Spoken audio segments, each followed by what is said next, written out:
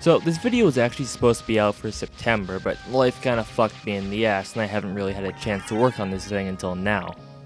Admittedly, I'm not super proud of the way this turned out, but it just needs to get out of the oven at this point. So I had a big long intro here. I'm just gonna say, fuck it. It's Castlevania. Castlevania originally released in '86 for the Famicom Disk System, and it kind of wrote the book on how to do balls-to-the-wall action in a platformer. This was a time before games like Ninja Gaiden and Mega Man. At this point, the only thing really comparable to Castlevania was Ghosts and Goblins, and I'm sure there's some obscure-ass Commodore 64 game that did this shit first. If you know the name of it, please contact me at idon'tgiveafuck@throwawayemail.com. Castlevania has you playing as Simon Belmont, heir to the Holy Vampire Killer Whip, on a quest to defeat the resurrected Count Dracula. Yeah, you're not dealing with any random vampire schmuck. You're out to kill Count fucking Dracula. You don't need any big backstory here. You know who Dracula is, and you already know why he's gotta go. Not even a minute into the game, and the visuals are already oozing with horror aesthetic.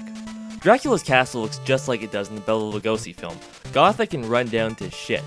You got bats flying around everywhere, and is that the creature from the Black Lagoon? So, what, Dracula's just got a swamp in his front entrance? Can you imagine watching the scene where Renfield walks into the castle and Dracula's just like, "Ah ha ha, Mr. Renfield, please, come this way. Mind the fish people, they get hungry around this hour." The first enemies you bump into here are the zombies. They spawn infinitely depending on where you are in the room, but they're not hard to beat. They're more of just a way to get you used to the rhythm of swinging the whip. Now, whenever anyone talks about NES Castlevania, the controls are usually the first thing to come up, mainly because they make up such a huge chunk of the game's legendary difficulty. First off, Simon is a slow man. He's not in a rush to get anywhere. That means you're an easy target for enemy projectiles, and escape is borderline impossible when nearly every enemy in the game is faster than you. Second, your primary weapon is a whip. Now, whips are cool and all, just ask Indiana Jones, but the thing about whips is that they need a bit of wind-up to be at all effective. Typically in a game with a sword or whatever, an attack will come out almost instantly, but Castlevania really tries to sell the feeling of using a whip, so it takes about half a second before Simon actually finishes swinging it. Just for the sake of comparison, Link's attack is 12 frames, whereas Simon's is 23. And finally, there's the jumping. See, Super Mario Bros. Set a new standard for 2D platforming controls, and one of the most important innovations it brought to the table was the ability to move your character around in mid-air, giving the player an unprecedented amount of control and changing the way platforming could work in a video game. Castlevania ignores progress and instead gives you strict jump arcs like the arcade games of old.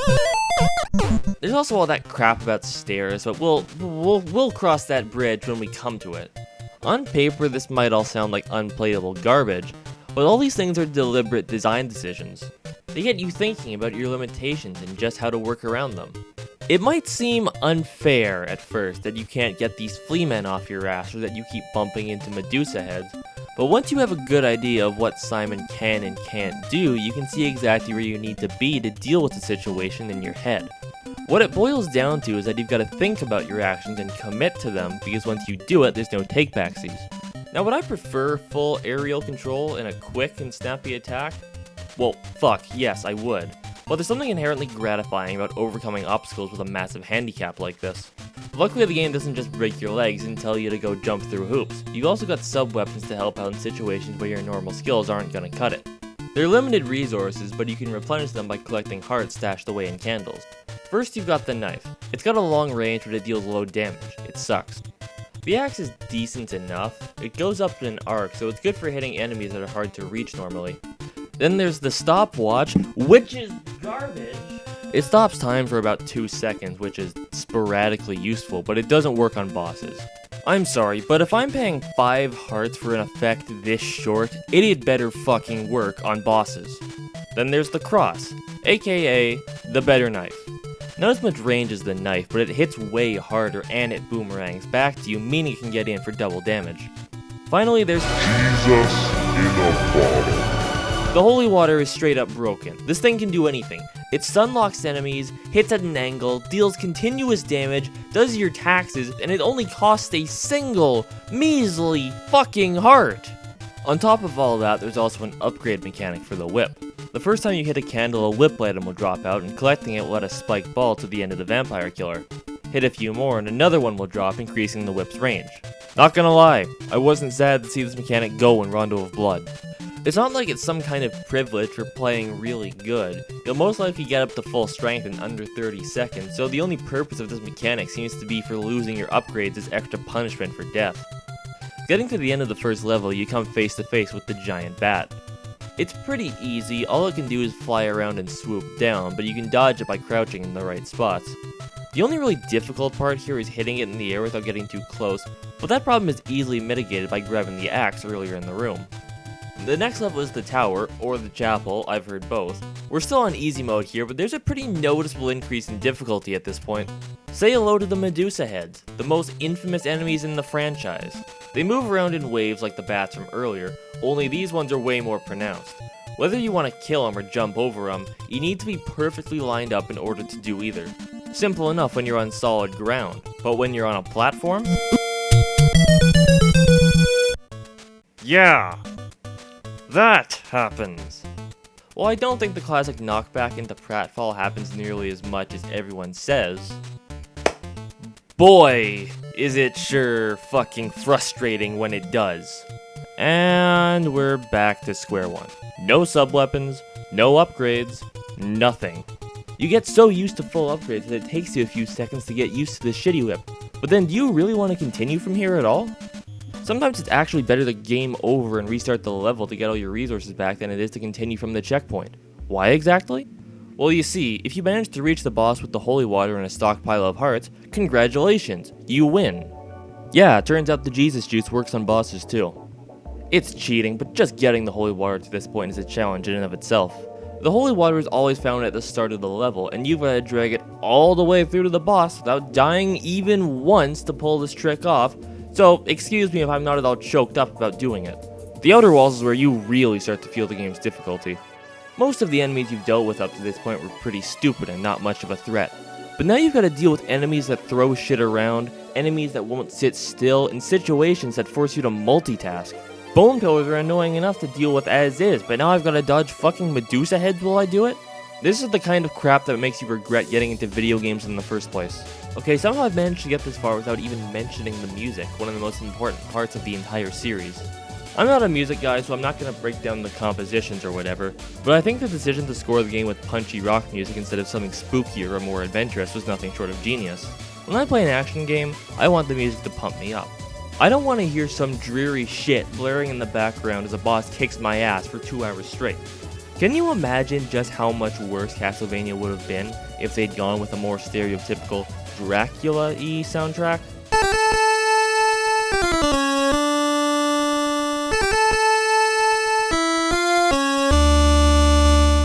Yeah, it doesn't get the blood rushing quite like...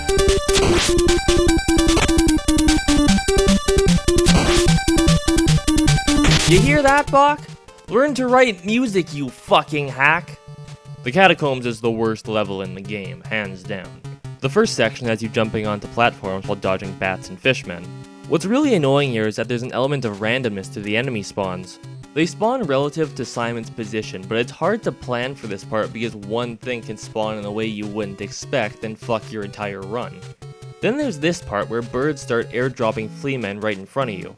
It's not too bad, there's a rhythm to whipping them as they fall, but screwing up here means you're swimming in fleamen.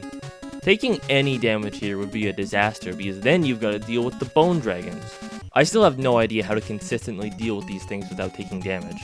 They all move the same, but they're all at different elevations, so you've got to line yourself up differently for all three of them. Finally, if you manage to work through all that shit, you've still got a Frankenstein's monster and a flea man shooting fireballs to deal with. Fuck this, I'm letting Jesus take the wheel. Coming up on the home stretch, it's the dungeon.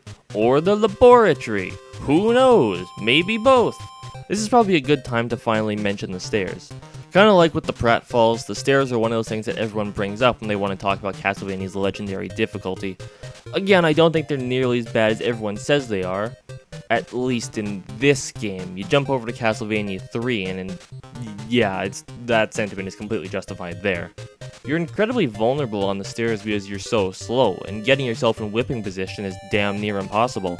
The upside is that you don't get knocked back on stairs, so you at least have the option to tank the hit, then try for a pork chop, but there's really only a few places in the game where you're actually at risk of getting hit on the stairs.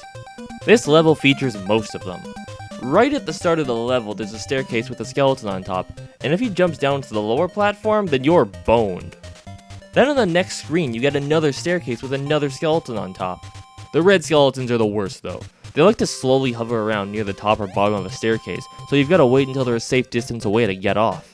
Then there's this part, where you can have up to 2 skeletons at the top of the stairs, or none at all, depending on whether or not you got them to walk to the right of the screen earlier. Actually, the game kind of starts falling apart at this point. If you push this armor too far over to the right, then he despawned, and I've even managed to get one of these skeletons to phase through a wall and chase after me. This hallway right here is the bane of my existence. You've got to take no damage here if you want to stand a chance in hell against the next boss, but before that you've got to deal with Medusa heads and these armor dudes throwing axes at you from 2 different altitudes. Holy fuck, if you can actually get through this part without the cross to the holy water, mad props to you, my man. At the end of the hallway, the physical embodiment of death itself shows up and challenges you to a game of dodge the scythes for your soul. You gotta prioritize dealing with the scythes before dealing with death, but there's so many flying around the screen that's a lot easier said than done. The cross would be a good tool to deal with them, but the holy water trick still works here, so... Okay, final level. Clock towers are always cool, but this level is kind of a wash. It's not terribly difficult to begin with, but if you're killed by Dracula, you don't start back at the beginning of the level, you start at the foot of the stairs right before his room. With that in mind, there's no reason not to brute force this level unless you're going for a no damage run, which I'm sure as hell not doing right now. Once you're out of there though, oh man, talk about setting the atmosphere. The giant staircase, the crescent moon, the dark room with the coffin and massive windows. Everything about the keep screams Dracula. Once his face rises from the ground, it's showtime. What I love about these Dracula teleports around the room and shoots fireballs fights is that he forces you to play by his rules. You can only hit him in the head, and his attack patterns only give you enough time to pop off one shot at a time, so there's no cheesing this fight. It's deceptively easy though. He's only got one attack and it's not hard to dodge. But once you blow his head off, oh fuck.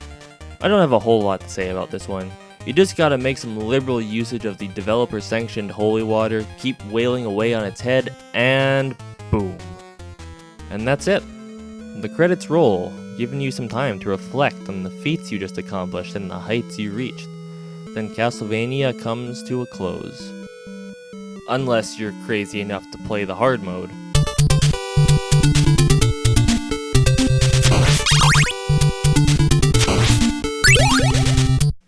Maybe some other day. What's really left to say at this point? Castlevania is a damn solid action game even 33 years later. Even after playing 3, 4, and Rondo of Blood before it, I never got the impression that this game was the baby steps on the way to greatness. It's clear the developers knew exactly what the hell they were doing even back in 1986. It's dated, sure, but it's not so alien to what I'm used to that my zoomer-ass brain can't even comprehend it. And that's probably because its DNA is so tightly woven into the 2D action games that came after it. Castlevania absolutely deserves all the respect it's earned over the last 33 years. And if you ever feel like resurrecting this fossil to see what the hype's all about, well, just make sure you bring a Nerf controller.